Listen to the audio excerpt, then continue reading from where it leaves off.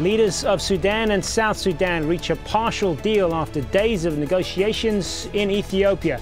But the thorniest issues are still not resolved. Can this deal work, and what will prevent renewed armed conflict between the two countries? This is Inside Story.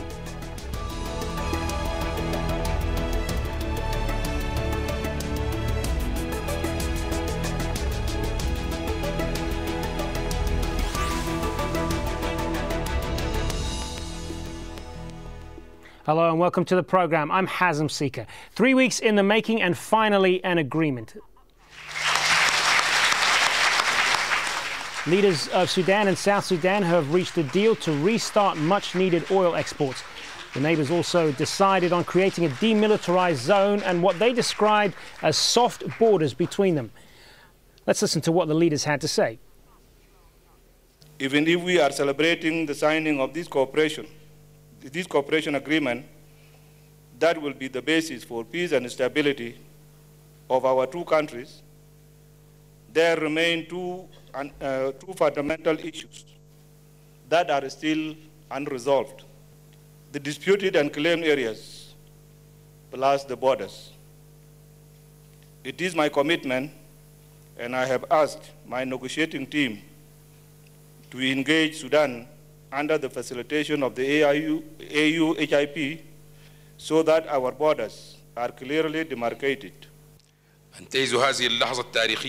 I seize this historic opportunity in the journey towards building peace we commenced years ago by culminating this comprehensive peace agreement, which yielded in to the referendum, whereby we respected the choice of the people of South Sudan.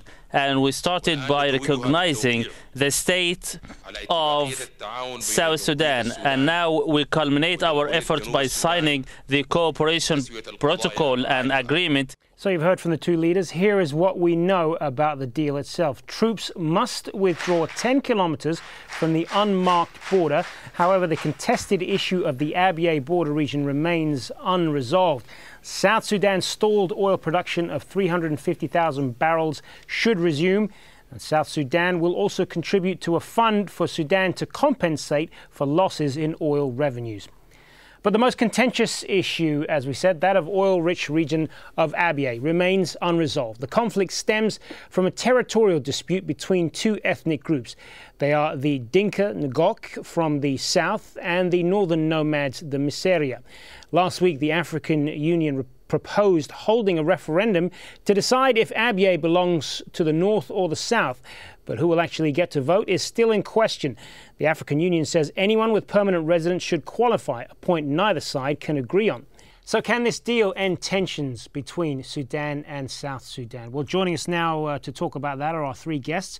From Khartoum, we have Hafiz Mohammed, Director of Justice Africa and former trade union leader in Sudan. From Philadelphia, we have Douglas Johnson, author and scholar on history of Northeast Africa, Sudan and South Sudan. Douglas Johnson was involved in the Abyei Boundaries Commission in 2005. And from Washington, D.C., we have Jonathan Temin, Director of the Sudan and South Sudan Program at the United States Institute of Peace. Jonathan Temin also testified at the congressional hearings on Sudan earlier this year. Good to have you all with us. Hafiz Mohammed, if I could start with you. Do you think this deal will work? I can only say I hope that it works. You know, we have seen many agreements being signed, but the problem is the proof of the pudding on the eating. The problem of Sudan, they sign agreement, but this the agreement never work, and then they have to find another agreement. I hope this agreement works because there is necessity for this agreement. There's necessity to solve the problem between the north and the south because there is economic necessity. Oil have to flow. The economy of the south is crippled because there is no oil, there is no resources, there is no income. They need it. The north also need the oil. We need to sort out the problem of proxy fighters. This is why the buffer zone is important. I hope that all the parties, fulfill their commitment on this agreement and honor it, and let us see. But always, to be fully optimistic about the politics of Sudan, I think most of the time, you got it wrong. Douglas Johnson, there is a history between these two sides of failing to implement agreements, and there's still a deep distrust between the two of them. So what confidence do you have that this deal will succeed? Well, if you look at the pattern of negotiations in the past, you have deadlines which are met. The two sides will agree to something, sign something to be able to reach the deadline, but the implementation is always delayed. In this agreement, it has to be ratified by the parliaments in both countries. Now, I'm fairly sure that the Juba government will get the ratification from the South Sudanese Legislative Assembly. But we'll have to see what the National Congress Party does in the parliament in Khartoum. If they refuse to ratify it, then Khartoum will say, well, we're a democratic nation, we can't impose this if the people don't want it. On the other hand, we all know that the NCP parliamentarians will do what they're told by the presidency. So as Hafiz says, we have to see if it's going to be implemented, and I think the first hurdle will be the ratification. If that goes through, then there is just the possibility that parts of this, such as the disengagement across the border, possibly the flow of oil, will be implemented. But we'll have to wait and see this first big hurdle. Jonathan Temin, if both parliaments in each country ratify this agreement, it still comes down to the reality on the ground. Do you believe that both sides will stick to it? This is always the question, as the other panelists have noted, with so many agreements in Sudan and South Sudan's history not being honored. I think one of the big questions will be how the oil is monitored and how the sharing of the oil is monitored, because that's been a real problem in the past with accusations that Sudan has siphoned off a good deal of what should be South Sudan's oil. This is where the international community has a big role to play in terms of some sort of oversight of how the oil is managed. A similar question is going to be how that buffer zone along the very long border is going to be enforced. This is a 2,000+ kilometer border, so how are the parties and the international community going to make sure that the buffer zone remains a buffer zone? Well, let's broaden this out a bit then and take a look at the sequence of events that has led to the deterioration in the relationship between the countries. Back in January of 2005, Khartoum signed a peace deal with southern rebels that included agreements on power sharing and a permanent ceasefire. Later that year, in October, an autonomous government was formed in the south. Flash forward to January 2011, and the Sudanese in the south voted in favor of full independence from the north. South Sudan then gained independence in July 2011, but in January of this year, South Sudan halted oil production over a conflict on fees with Sudan. And in March of this year, heavy fighting broke out in the disputed oil-rich zone of Hejlij. South Sudan's President Salva Kiir later accused the North of having declared war on his country. So that is how we got to this state of affairs. And Hafiz Mohammed, if I could put this to you, if some of these other issues that we mentioned earlier, like Abyei and some of the other territorial disputes in that area are not resolved, then what confidence is there that more conflict will not break out? I think the problem is, there is a number of issues. Even the demilitarized zone is only temporarily, but they need to resolve the border issues. There is a lot of problems within the borders, and this have to be resolved. The problem for Abyei is, the NCP have actually raised the stake to the Miseria and telling them that they're not going to actually allow Abyei to go south. And the Miseria now are waiting. The problem is, if the government of Sudan accepted the proposal of the mediation, that the only people who have to vote in the referendum are the Denkanok and the people residing within Abyei, that is going to be a problem, because they're definitely going to vote for joining the South. And this creates the problem with the Miseria. The Miseria now are carrying arms, and they can easily turn into insurgents and cause security problem for the government. And then the government will have too many friends to face. I think it is very difficult. I don't see how the NCP is going to, to resolve this problem. This is a very critical and difficult problem. And that is not going only to will spoil everything. Even will spoil the oil agreement, the four freedoms agreement, and the demilitarized zone, because this is crucial. You raise the stake of the Miseria, and now the mediation is proposing a solution which is not going to be in favor of Miseria, and that is a problem. If the government abandon them, they are going to fight the government, and they will create a problem. Douglas Johnson, what's it going to take to reach agreement on some of these other issues? Well, first of all, I want to correct something that you said. You said that Khartoum signed an agreement with the Southern rebels. Khartoum signed an agreement with the Sudan People's Liberation Movement, which included a number of people in the north. And these particularly are Nuba Mountains and Blue Nile, which is right on the border. Part of the reason that there is a border problem that cannot be resolved only by an agreement between Khartoum and Juba is that there is a continuing war as a result of the failure of the CPA to take into account the grievances of the people in those areas, which is why they joined the SPLM and were part of the war effort before the Comprehensive Peace Agreement. So unless there is some real political resolution within Sudan between the regions that are currently in insurrection against Khartoum, you're not going to be able to get a secure border agreement between Khartoum and Juba. I think this is one of the failures of the international community. They don't actually recognize that. They don't realize that this is part of the problem that is confronting the two countries. Jonathan Temin, what's your view on this? Is it going to take ultimately for things to be resolved inside Sudan to reach a comprehensive agreement on this? Well, there's an entire issue here of the need for genuine reform within Sudan and for reconciliation within Sudan that isn't really being addressed. And part of that involves what Dr. Johnson is referring to, the movements in Southern Kordofan and Blue Nile states. In some ways, those states are somewhat of a buffer zone for South Sudan, but they are indeed in the north, and there needs to be some sort of a genuine reconciliation process to address basic governance issues in Sudan. Those issues get ignored in part because there has been so much issue on these north-south issues.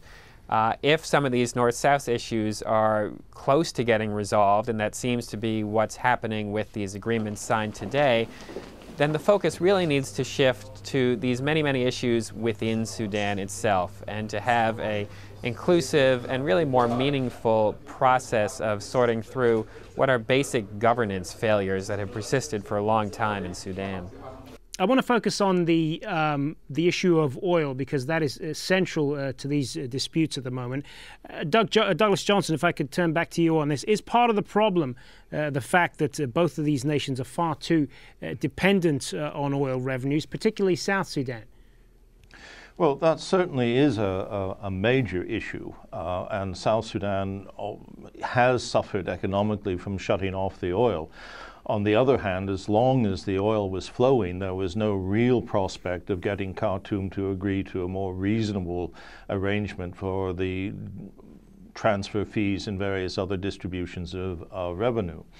Khartoum is, or should I say Sudan is, in a slightly better position from the point of view of its economy, but a lot of their economy is based on the alienation of land and the leasing of land for mechanized farming, and this is one of the reasons why you've had, with people being displaced from their land, this is why, for instance, in the eastern Sudan, in Blue Nile, in Nuba Mountains, and even to a certain extent in Darfur, and now even in the Nubian heartland, people have been agitating against the government or taking up arms against the government. So Khartoum is faced with a real problem of how to diversify its economy in a way that does not create more resistance to central policies, to the central government. Juba, the South Sudan, hasn't yet really approached the problem of creating an economy that is able to function, to be able to create markets and communications and the internal infrastructure so that the agricultural potential of South Sudan can be fully realized, not only to feed their own people, but to begin to be part of an export market. And for that, they do need the oil revenue to be able to begin to not just diversify their economy, but to construct an economy that is viable both internally and is part of an international economy. Let's get Hafiz Mohammed's view on that then. Is this basically down to an over-dependence on oil by both countries, and until their economies are diversified, we are going to continue to see conflict like this? I think the problem of the two states is management of the economy. It's not resource problems. I think it's management, because Sudan have oil for the last 10 years. But what happened is they didn't actually invest this oil in building the infrastructure of the country and also building other sector of the economy. It's the opposite. You know, it's a Dutch disease, which actually the agricultural production in the north have actually declined to a very low stage, which now Sudan cannot even feed itself with all this vast, massive land. And I think what we need is a proper management of the economy and use the oil resources to invest in the infrastructures, in actually building other sectors of the economy, because we have unemployment problems in the north and in the south, and that you can only resolve that by genuine investment in, because there is a lot of potential, as Dr. Johnson said, in the south and also in the north in terms of investment. But we need the management. There is mass corruptions, there is a lot of administrative problems, and until we resolve that, resources will not going to resolve the problems. I think the problem is managing these resources, north-south, eradicating corruption, and also, working, to try and build other sector of the economy. Otherwise, the problems is going to stay. Jonathan Temin, if we just look at South Sudan for a moment and its over-reliance on oil, that country is also very rich in agricultural land, and if the people there were given the opportunity to develop that land, so the argument goes, there wouldn't be this reliance on oil in the country, and we wouldn't have so many of these conflicts. That's true, but that kind of diversification is a long-term process. South Sudan, before the oil shutdown, got about 98% of its revenue from its oil. And that's obviously way too high a number for a single revenue source. Agriculture is the obvious area of diversification, but in order to do that, you need roads, you need storage facilities, you need much more export capacity, and South Sudan is starting from a very underdeveloped place. So there needs to be some sort of medium-term solution as well, because the kind of large-scale agricultural export-based economy, the potential is there, but it is a long-term project. All right, let's focus now on what the international community can do here, if anything. And Hafiz Mohammed, I want to get your view on this. Do you think that their fate may ultimately have to be settled by some sort of international arbitration or mediation, which can be a lengthy process, but do you think that's the way forward? I think that is the only option available. I don't think the issue of the border and ABA is going to be resolved easily. I think the two parties are actually digging their heels, and I don't think they want to move. I think at the end we will end up with an arbitration. And also, even the arbitration, we have an arbitration. We have an ABC and a BA before, and after that we have a court of arbitration decision. But what will happen is, they will not going to implement it. And I think they will continue the problems between the Sudan and the international community. In North Sudan, In Sudan here, what we have is the American sanctions are actually creeping the economy. The country cannot move forward unless, we improve our relations with international community and be able to attract foreign investment and also improve our relation with others. Then we can move forward. We can get investment and then the economy can move.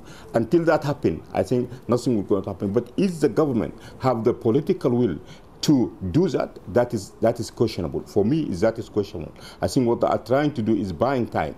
They're working on buying time, and I think this is how it's a survival game.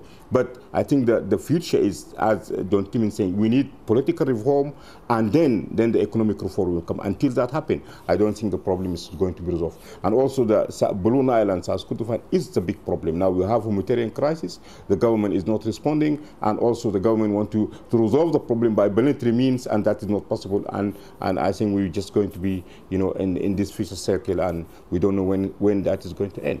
Douglas Johnson, I saw you nodding there. Is this all about buying time and not really confronting the real issues? I think that is true within Khartoum. I was involved in the Abyei Boundaries Commission, so I'm a little bit skeptical about the value of international arbitration, because for instance, we were told by the leader of the government delegation in the ABC that if we did not agree 100% with the government's position, they would go back to war. And that actually has happened now twice in Abyei. Government has tried to seize control and has seized control militarily. And on the recent AU proposal about Abyei, they've rejected it 100%. They've said they just reject it entirely.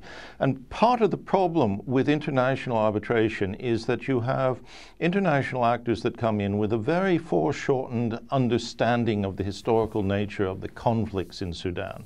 And so you have a number of new actors coming in and saying, well, we're going to be able to fix it. We're going to be able to fix this problem that others didn't.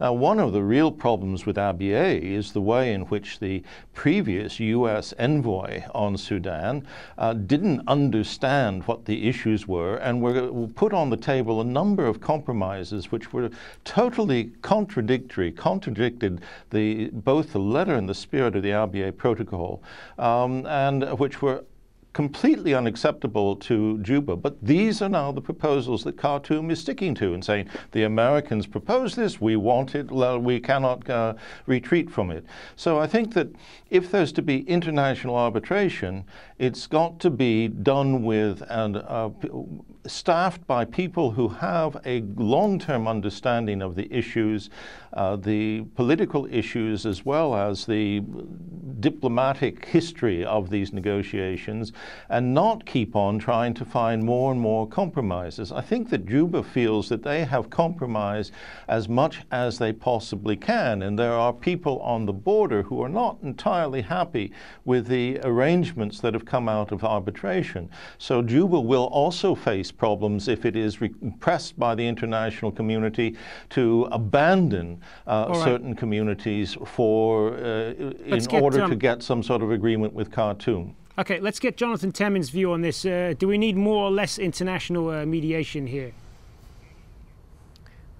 I think the first thing to say is that we should take a step back and recognize the success that the agreement signed today represents. It's not perfect, it doesn't address all the issues, but the international community played a pretty significant role in making this happen today, and a lot of that is due to the African Union High-Level Implementation Panel led by President Mbeki and a lot of other countries who have been deeply involved, the US, the UK, Norway, others. China as well, I think, has been more deeply involved recently. So this is an international community success today, and I think it does show that international community engagement and mediation can help to resolve some of these very sticky issues. So I think it needs to continue. Sudan has gotten a pretty high level of international attention recently, and I hope that that continues after this agreement and that the people involved in this agreement continue to work on the remaining outstanding issues, and on that note, others. We are going to have to leave it, but I want to thank all three of our guests from Khartoum, Hafiz Mohammed,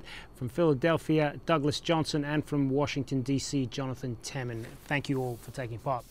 And thank you for joining us on this edition of Inside Story. Remember, if you want to send us your feedback, you can just email your thoughts to us at aljazeera.net. I'm Hazem Sika. Thanks for watching. The latest news is up next. Bye for now.